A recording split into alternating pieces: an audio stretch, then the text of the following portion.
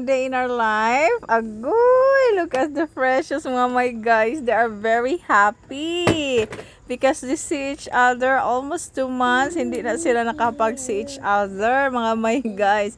Yung mga ate nila, tingnan yun, si Baby Bella is here too. She is so cute. I hug her. She is, hey Mina, very healthy. Oh, she know Tita Ria. And also, I hug them mga my guys, no? Hug na ko sa individual.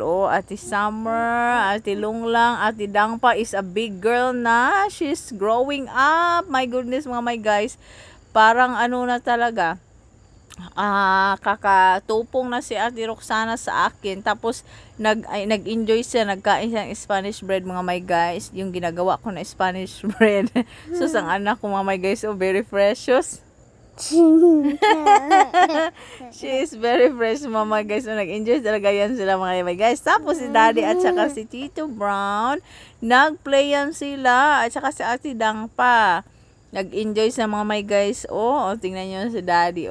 Grabe. Nakakapag-sweat talaga yan sila mga my guys. Tapos si Naknak. Audience yan si Naknak. Ang audience si Naknak. At saka si Ate Lunglang. Andyan na si Tito Brown. Nawa na yun. What na tira mga my guys. Tingnan nyo my guys.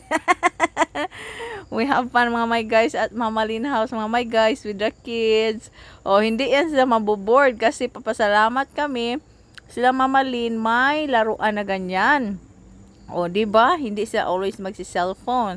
So, nag-enjoy si Daddy at saka si Tito Brown at saka yung asawa. Ang asawa ni Tita Ane. Tingnan nyo yung tiil niya. Nag-ano na talaga mga guys. Kumbatihay na sila mga guys kasi yan, pa-score yan. Tapos kami, nagtingin lang kami. We done eat our dinner mga my guys with family here. So, enjoy talaga yan sila mga my guys. Diba tingnan nyo. So, nag-enjoy talaga kami mga my guys. Nag-spend time together with them. So, thank you for watching.